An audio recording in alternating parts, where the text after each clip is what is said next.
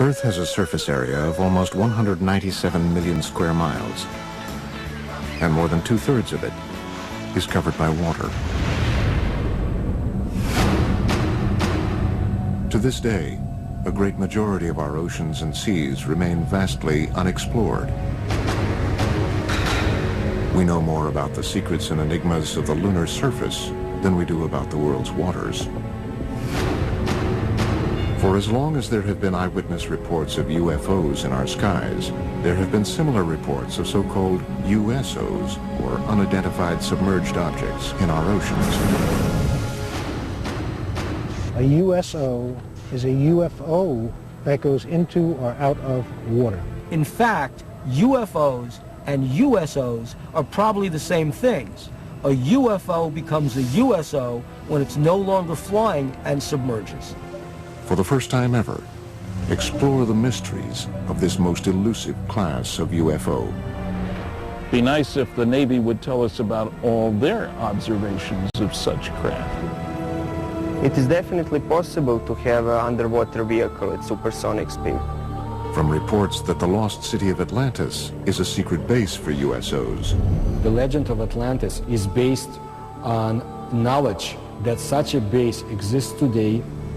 To an eyewitness account recorded in Christopher Columbus's journal in 1492. They saw it going up and down in the night. To the world's only government-documented USO incident, a dramatic event off the coast of Nova Scotia, Canada. On the night of October 4, 1967, a UFO was seen to hover over the waters of Sag Harbor, tilted to a 45-degree angle, and descended rapidly to the water surface, producing a flash and the sound of an explosion. According to researchers, deep-sea UFOs continue to lurk through the uncharted waters of Earth. Have UFOs visited our planet? Or are they already here?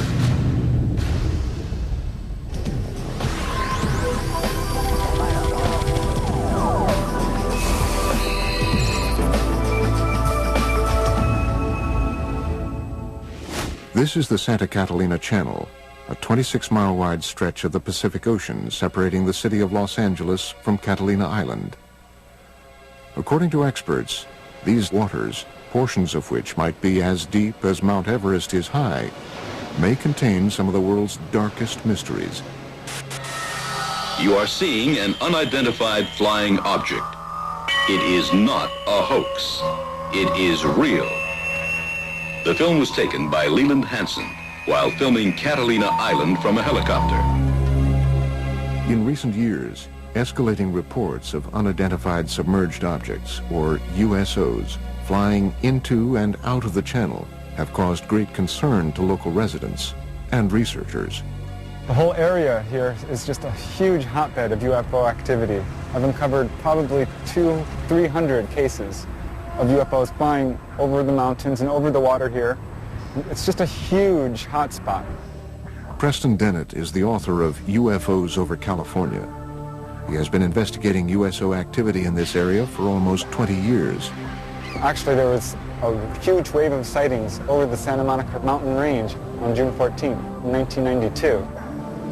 The witnesses counted a total of about 200 objects. What's interesting about this case is these objects came from below.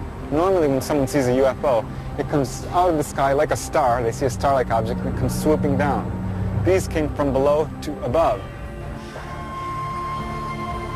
June 14th, 1992, 10:24 p.m.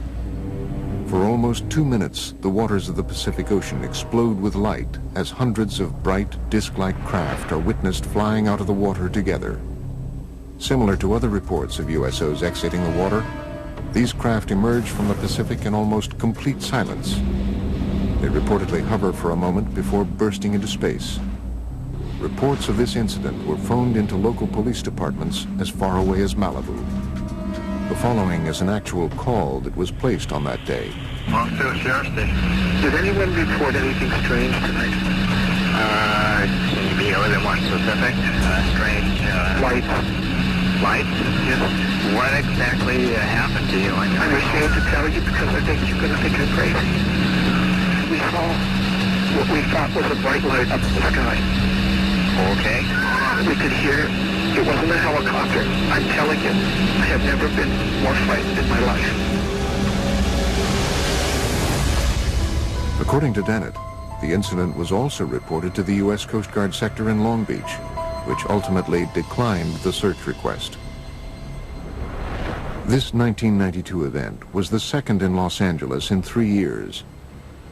On the dark, foggy morning of February 7th, 1989, scuba divers, boat sonar systems, and people on the shore witness a long, dark, unidentified craft dive out of the Pacific. For about 90 seconds, the USO rests just above the surface before emitting about a dozen smaller, fast-moving objects. 60 seconds later, the craft dives back underwater. Its last reported sonar heading was south toward the Santa Catalina Channel before it disappeared. And it involved dozens of objects which were seen off the coast of Marina del Rey. On occasion, some of these craft would emit smaller craft, about 20 feet in diameter. And these were seen moving underneath the surface of the ocean, and they were coming in and out of the water. As the 1947 incident at Roswell sparked worldwide curiosity about flying saucers, these events near Los Angeles have sparked a current wave of research into the capabilities and threats of so-called USOs.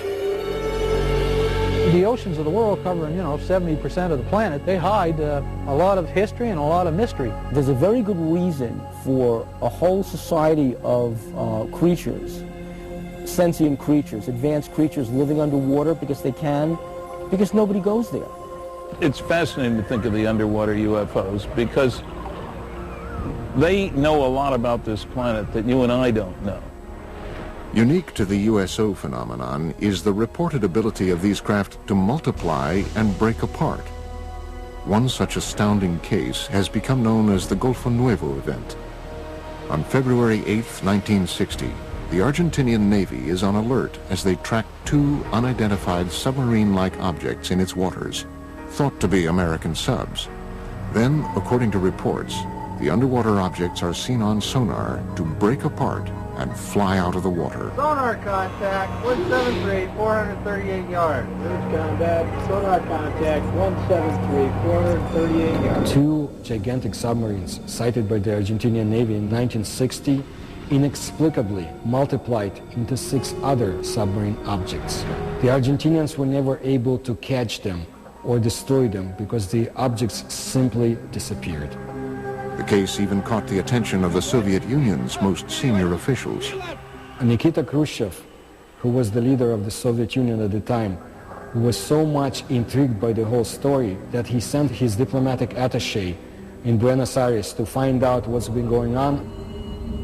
While some researchers contend that these reported cases might be nothing more than military submarines firing torpedoes, others argue that submarines were not capable of firing 6 or more objects in 1960. Late USO researcher Ivan T. Sanderson's 1970 book, Invisible Residents, was the first to analyze the USO phenomenon. He reports on another remarkable example of USO behavior. In March 1963, the U.S. Navy submarine exercise is progressing as planned 100 miles off Puerto Rico. Suddenly, one Navy sub abruptly breaks from its assigned route after picking up an unidentified object traveling at speeds in excess of 150 knots. The submarines are astonished by the depth at which the unidentified craft is moving, 20,000 feet underwater. Gave the acoustic signature of a single propeller type of motion through the water, and it was tracked at depths down to 20,000 feet, whereas a typical crush depth for a submarine would be 7,000 feet. So this thing, whatever it was exceeding the technical capabilities of submarines at that time and even today. The vessel is tracked for almost 4 days by the entire carrier group. The object would reportedly propel away at impossible speeds and then stop and rest, allowing for continued tracking by the Navy. Reports about this event were sent back to Sinclair Fleet Headquarters in Norfolk, Virginia. However, an official determination into what was seen on sonar that afternoon was never made. But according to reports, the Navy lost track of the craft after midnight on the fourth day. It was never picked up on sonar again. Nobody advanced a theory as to how something could move that fast. We have reports of USOs going into and out of the water, but we don't have any of the technical data. Flying saucers that are above the ground, people see them. But what's underwater, the Navy sees them. And the Navy isn't talking about what it's finding.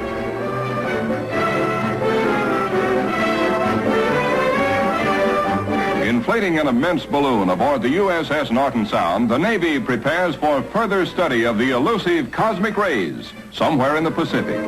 That's the news. A secondary consideration clears up the mystery of the so-called flying saucers. For it is these monsters which rise 19 miles and attain diameters of 100 feet that have been mistaken for the apparitions called flying saucers. At great altitudes, they tell us, these elongated enormities flatten out like plates. Mystery ended. But reports from around the world continue. Another extraordinary case is reported in the international press beginning on November 11th, 1972. A fast-moving submarine-like object is picked up on sonar in the Sonja Fjord off the west coast of Norway by the Norwegian Navy, which hunts it for 2 weeks. A fleet of surface ships and specially equipped sub-hunter helicopters are assembled to find the object. On November 20th, 1972, the USO is seen visually for the first time. It was described as being a massive, silent, cigar-shaped object. A Navy ship promptly fires its guns and torpedoes at the craft. Some ship actually saw it on the surface and fired at it, but it dived, and then they started dropping depth charges. Although all the articles treat this as a submarine, the fact of the matter is nobody was able to identify it as a submarine. After tracking the object for almost 2 weeks, the Navy devises and executes a plan to blockade the fjord and trap the USO. They tried to seal off this fjord so nothing could get in or out. Nevertheless, after 14 or 15 days, this thing disappeared. So that may mean that this object, whatever it was tracked by the Navy, was not a submarine at all, but an unidentified submerged object. Coming up, did Christopher Columbus and his crew witness USOs flying into and out of the Atlantic on October 11th, 1492? One of the earlier cases comes all the way back from the day before Columbus Day in 1492, before there was a Columbus Day. And it happened on Santa Maria.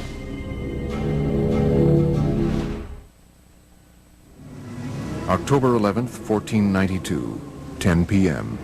A calm, clear night. Christopher Columbus and his crew move slowly across one of the deepest ravines of the Atlantic and through the Bermuda Triangle. Below them is almost 4 miles of water. Suddenly, unearthly lights are seen flashing across the bottom of the ocean. One of the earlier cases comes all the way back from the day before Columbus Day in 1492, before there was a Columbus Day. And it happened on Santa Maria. This person's name was Gutierrez. And Gutierrez was on the Santa Maria with Christopher Columbus and noticed an object rising out of the water, a disc-shaped object. A great flash of light with a level of brilliance unlike anything known at the time suddenly erupts from the sea to the sky, startling Columbus and his crew of 120 aboard the 3-ship Spanish fleet. In less than 5 hours, they would discover the New World. Christopher Columbus maintained a log in the ship. It describes what could be interpreted as a UFO event. They saw, in the description given in the logbook, the flickering of a wax candle going up and down in the night. It couldn't have been a campfire on ground because it was beyond the horizon. This possible USO incident is more than just legend and lore. For the first time ever, original text from Columbus's log has been made available to the History Channel by archivists at Fordham University, custodian of a rare handwritten copy of the journal. The October 11th, 1492 sighting was not an isolated occurrence. Over the 2-month journey, Columbus's log exhibits a consistent pattern of cryptically reported peculiar incidents, including unexplained sightings and unusual events in outer space. The following is from an entry on September 10th, 1492, the halfway point of the voyage. The crew of the Nina stated they had seen a garajo and a water wagtail, but these birds never go farther than 25 leagues from the land. From an entry September 11th, 1492. Saw a large fragment of the mast of a vessel, apparently of 120 tons, but could not pick it up.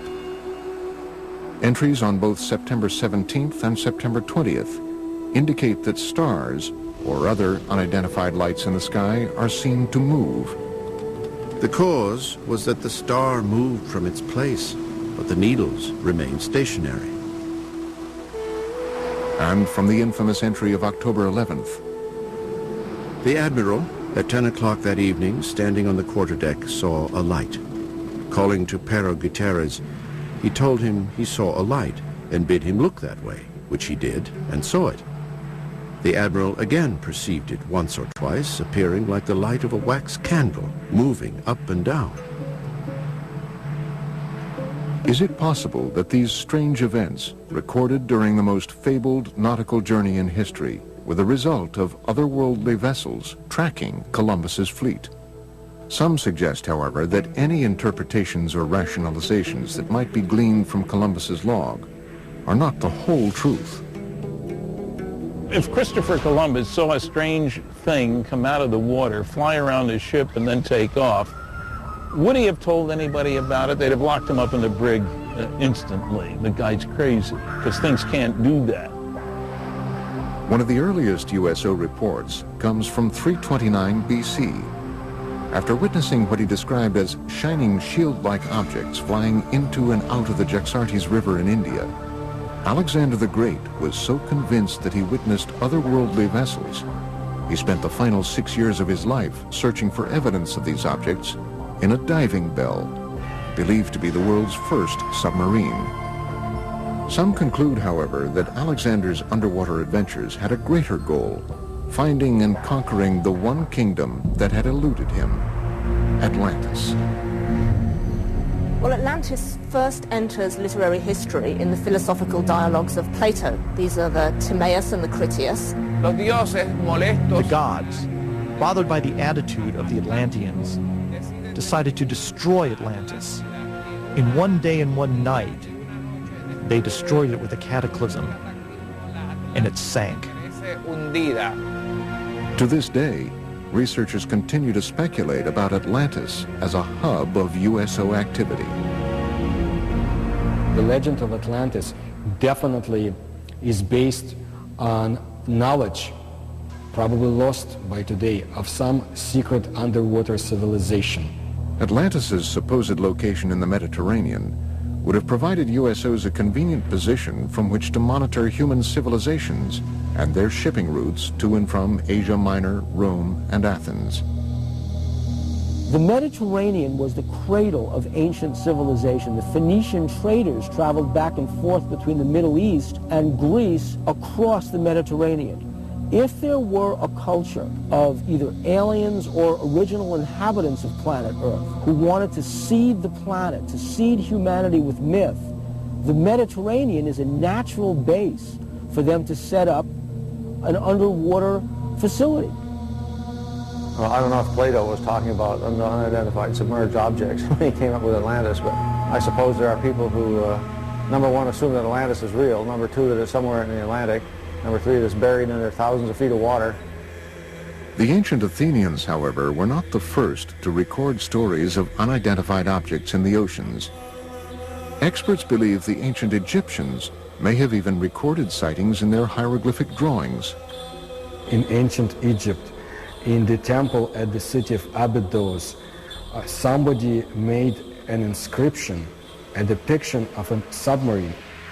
There was another depiction of an object that looks like a helicopter. Who made it? How did the ancient Egyptians know about it? We have no idea. One of of the earliest European cases is a series of reported English sightings in the 11th century. One of the oldest cases I have on the site goes back to the year 1067. It has to do with this people in the countryside seeing something flaming in the sky that came down to earth, lit up the countryside, and then went up again, and then into the sea. Carl Feint has been researching USO phenomenon for almost a decade. His internet site, waterufo.net, has an archive of over 900 current and historic USO reports. According to Feint, one of the 20th century's first cases was reported in detail in the Philadelphia Inquirer on August 1st, 1904. A British cargo ship, the Mohican, en route to Philadelphia was, according to the paper, enshrouded in a strange metallic vapor which glowed like phosphorus. I have found out recently that that case is a heck of a lot more detailed and scary than originally shown. The captain and the crew confirmed that an object came across the ocean, a cloud, approached the ship, and it was glowing. Not a meteor, going straight down. It's coming across the sea. As it came towards the ship, the captain was trying to distract the crew to get them to do something different, and get over the fear. They couldn't move anything while the cloud was around the ship. The Inquirer further reports that during the event, the ship's compass revolved with the speed of an electric motor, and the sailors were unable to raise pieces of steel from the magnetized decks. The story goes on to quote the Mohican's Captain Urquhart, who confirms that the account is vouched for by every man of the crew. But perhaps the most astounding USO-related event, according to experts, is a Canadian case from 1967. The Shag Harbor case is the most important USO case in documentation. The UFO moved underwater to a different point. A second UFO joined it. Coming up, we visit Shag Harbor, Nova Scotia on the 38th anniversary of this crucial USO incident. On October the 4th, 1967. That's where the lights was, right behind me on the water.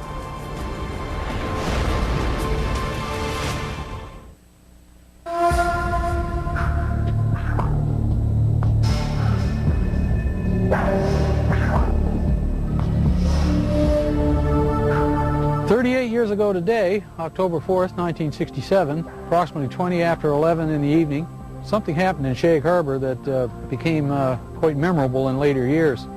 The night of October 4th, 67 has become known as the Night of the UFOs among many UFO researchers. The Shag Harbor incident has become the best known aspect of that night. Chris Stiles and Don Ledger have spent the past decade researching the 1967 Shag Harbor USO incident. The case, widely reported throughout Canada at the time, had been largely forgotten in subsequent years. Their 2001 book, Dark Object, reopened the case, shedding new light on the many reported USO events of that night and the weeks following. The reason that the Shag Harbor incident came to the forefront and kind of eclipsed the importance of the other sightings from the Night of the UFOs is simply the fact that it's the one case where something came down out of the sky and crashed into the water. It made a noise, it made a flash. It's also unique in the sense that nobody reported a UFO. Several calls came in very quickly to the nearby Royal Canadian Mounted Police Detachment, and those reports said simply that people had seen lights, or perhaps an aircraft had crashed into the waters of what they called the Sound. The interest and the concern was totally for the possibility of survivors. Nobody reported a UFO.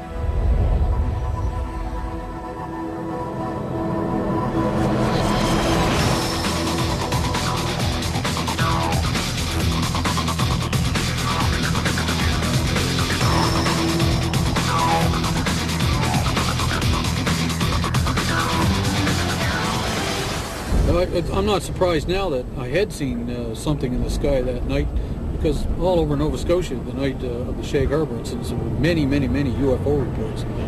Just up around the bend, we'll be coming into Shag Harbor, and the site crowd gathered and watched whatever it was that happened here 38 years ago today. Each year, Ledger and Stiles make an anniversary trip to Shag Harbor to meet with Norm Smith, one of only 3 surviving witnesses. See the island out there? That's where it all took place, right off there. That's where we seen the light in the water. Hey, sir. You been? Good. Well, there we go. Same old, that's good. The three of us stood on the lawn watching the lights. Eventually it started going, it looked like it was moving to us, and then on a downward slope towards the ground. We thought it was a plane crash, so we jumped in the vehicle in my old man's car and my uncle's, and we went up to this spot right here by the Irish Moss plant. And when we got here, there was probably 10, 12 other people.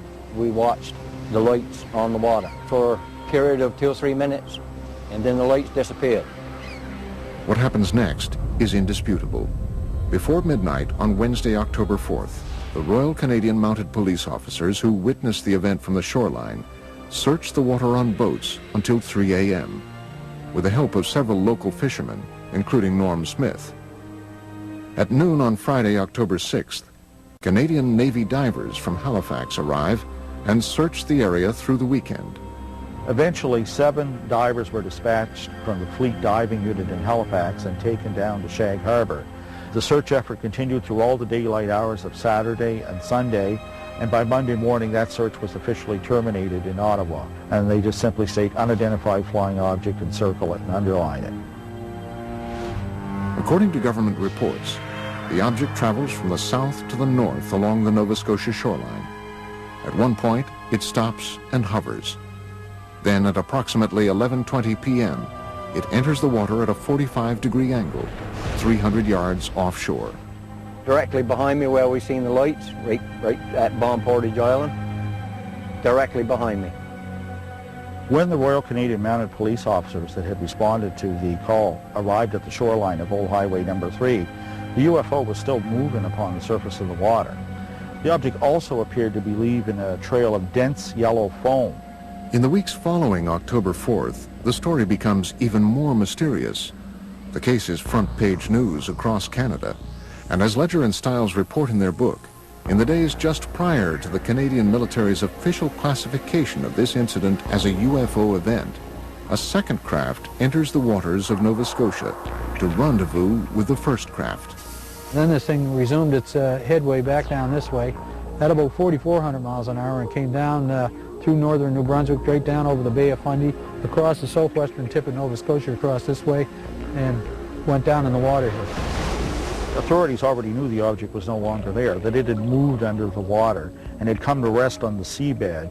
It sat there for almost a week, right to the hour. And after that time, it began moving under the water to the Gulf of Maine with the aid of a second craft that was helping repair it. And the two of them broke the surface of the water and flew away out over the Gulf of Maine. Interestingly enough, there is a second report of a sighting 1 week in Shag Harbour of 2 sets of lights, one orange, one yellow, leaving the water and flying away. This case continues to inspire debate and continued research into the events of October 4th, 1967. There are a large amount of primary documents that support interpreting Shag Harbour as a crash scenario of a UFO. And in one of the paragraphs it actually says a preliminary investigation has been conducted and it has been discovered that this object is not the result of a flare, float, downed aircraft, or in fact any known object. I didn't know then, back 30-odd years ago, I didn't know whether it was a UFO or what it was. But nobody will ever make me believe that there was nothing there, because it was. Coming up, seen for the first time, video evidence of what might possibly be a USO emerging from the waters of Laguna Cartagena in Puerto Rico. And they are coming towards Laguna Cartagena. And later, a University of California scientist reveals that supersonic speed by deep-sea UFOs is not only scientifically possible, but likely. A region with perhaps the longest legacy of USO activity is the area around Puerto Rico. As the mysterious southern point of the Bermuda Triangle, the island has been at the center of USO debate for decades. Puerto Rico is a hot spot for underwater UFO activity, and it seems to match the pattern of other cases. Puerto Rico is considered in all of the Americas to be the place where there's the greatest number of USO sightings. Members of the Puerto Rican-based ufology group, Project Argus, agreed to lead a tour of some of the island's more notable USO-related areas. Laguna Cartagena is an isolated lake near the southwestern corner of the island. It has become linked to much of Puerto Rico's reported USO activity. I have been conducting investigations for years in Laguna Cartagena, where there's also a lot of secrecy about USOs. Laguna Cartagena since 1930 has been a place where hundreds of cases were reported of flying objects coming and going from the area. October 8, 2002, approximately 9 p.m., Puerto Rican police officer and Project Argus member Carlos Torres witnesses a red glowing USO fly out of the waters of Laguna Cartagena at an incredible speed.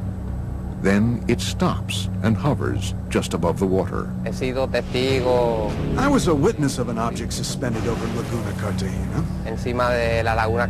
The military got involved because they were also witnesses. The object flew away and then back from Monte Indio. And it stopped and hovered over Laguna Cartagena. After hovering for several minutes over the area, the object was seen to crash back into the lake. Another Argus member, Giuseppe Quiñones, believes he captured the same object on videotape in 2004. I took a video on November 20th, 2004, in the immediate area of Laguna Cartagena. Seen for the first time, possible video evidence of a USO near this enigmatic lake. The brightly lit craft-like object was seen emerging from the water. Here, it hovers for almost 1 minute before flying away. In the mid-1990s, several attempts to disprove the USO activities were made, despite hundreds of witnesses that said they saw lights going in and coming out of the water. They have been seen all over Puerto Rico. Specifically, the most mentioned places are Laguna Cartagena and Route 303.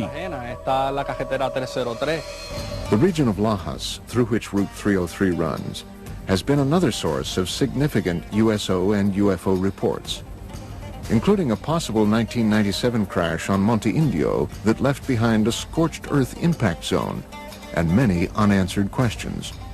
In May 5, 1997, a UFO crashed there, burned many lands on the top of the mountains, and there was federals that night, and they obtained something that we don't know, a UFO. After this 1997 incident, local government officials began to take USO and UFO reports more seriously. As a direct result, the mayor of Lajas, Puerto Rico, recently designated the roadway through the heart of Puerto Rico's UFO country as UFO Route 303. But for now, other USO-related events around the island are far more pressing for experts. In the hills around Lajas, a mysterious government aerostat, a tethered balloon-borne radar, is frequently launched up to 3 miles in the air, ostensibly to monitor air traffic and weather. However, USO researchers believe the balloon's real function is actually covert, to observe and record UFO and USO activity. There was a government document in the legislature where a secret investigation was conducted. Not public, but secret, about the USO events in the waters. But the document states that they do not pose any danger to humanity. The volume of USO reports from around this small island have prompted many to speculate that the deep waters directly below the southern tip of the Bermuda Triangle, just offshore, conceal more than USOs. Experts and researchers from around the world believe they possibly obscure a major USO base as well. It is suspected that there's a base between La Paguera in an area near Cabo Rojo. It is also supposedly very deep and cavernous, and it goes as far as Laguna Cartagena. The motive for them coming in and out of the water is so that they are able to enter in one area and come out in a different area in the underwater basins. Could all of these events simply be tied to local mysticism, or perhaps the cultural sway of the Bermuda Triangle? In Puerto Rican culture, the majority of the people here, even though they talk about the Chupacabra and the Bermuda Triangle, they do not believe in any of this. Or is there possibly something more? It's a reality. The USOs in Puerto Rico are real. There are hundreds of testimonies and witnesses. It's all real. I think that the UFO phenomenon is real.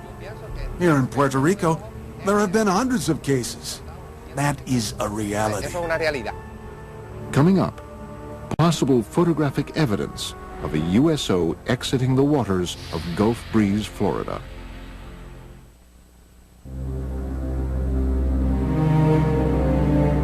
It is believed that unidentified submerged objects are able to move through our oceans and seas in ways that defy all principles of modern physics. Experts are confounded by the ability of these vessels to reportedly travel at extreme depths, pass through ice with impunity, and traverse water at supersonic speed. These kinds of craft, ostensibly, can travel underneath the water because they are impervious to water, just like they're impervious to gamma rays, cosmic rays, impervious to anything that gets in the way of their traveling in space. According to all information, we are dealing with a very advanced technology.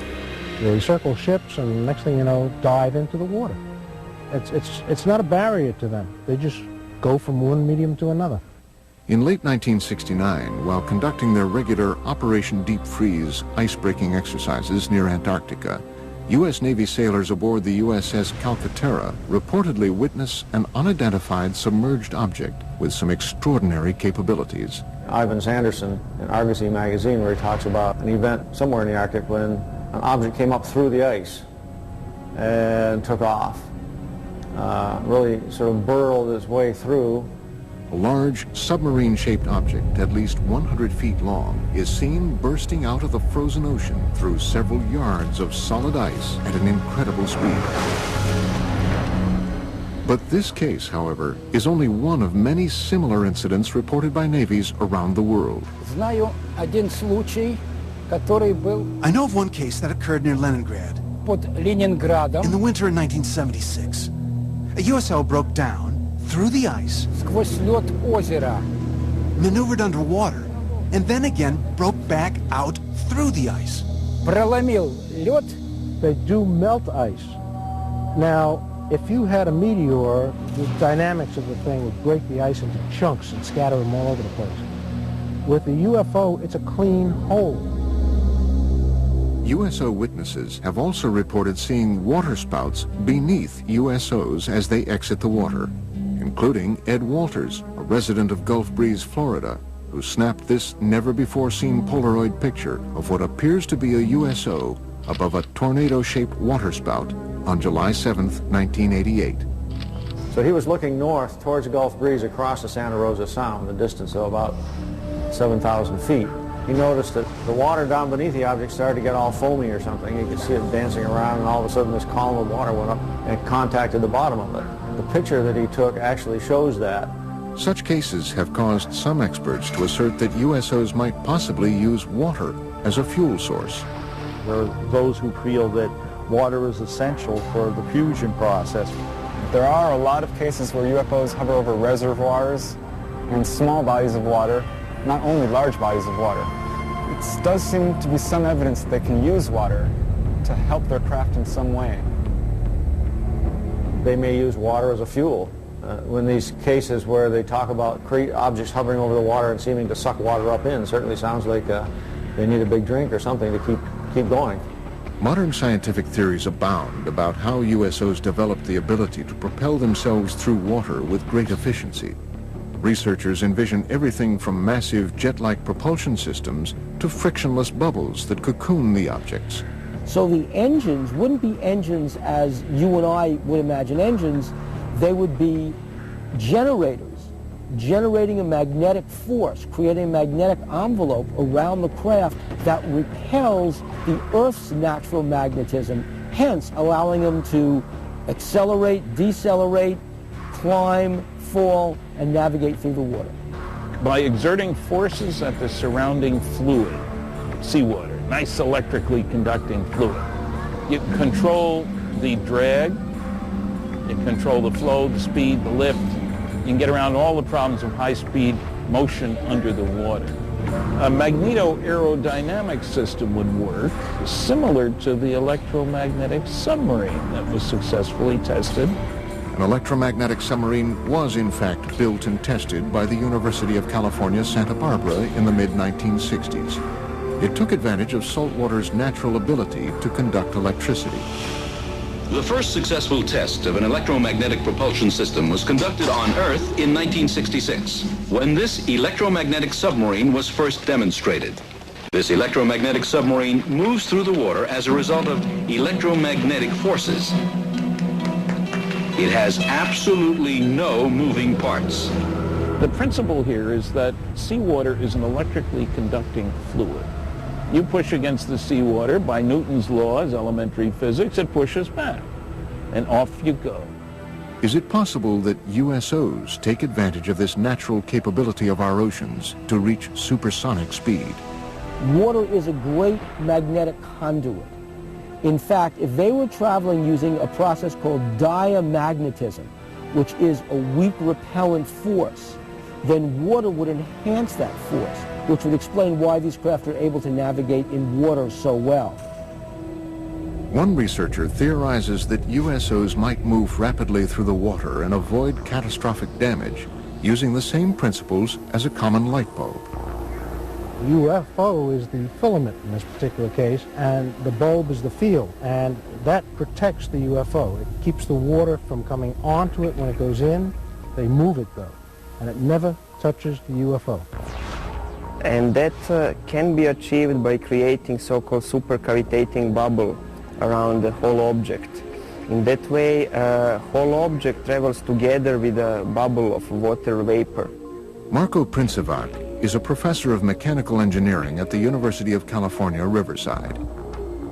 He devised an experiment for the History Channel demonstrating the physics behind possible supersonic movement through the water.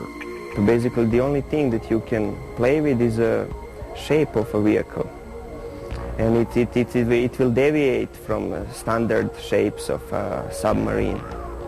To demonstrate how different shapes can produce the conditions for supersonic underwater travel, Princivac and his team force an underwater current along with green dye and high-powered lasers around different submersed objects. So if we have something called a streamlined body, we see that fluid flows undisturbedly around that body. This red streamlined object represents the perfect shape for a fast-moving underwater vessel. In direct contrast, the cube that is tested creates massive resistance all around the object. A good shape for an underwater supercavitating vehicle would be something similar to a return capsule of Soyuz or other space missions. The laws of earthly physics change dramatically underwater. Propelling an oceanic vehicle to supersonic speeds requires an amount of power greater than what man has currently invented. A vehicle that has a 5-foot diameter and we want to go at the speed of sound in the air, we would need an engine that can produce 15,000 horsepower. For the same vehicle to reach the speed of sound under the water, we would need an engine that can produce around 1 million horsepower.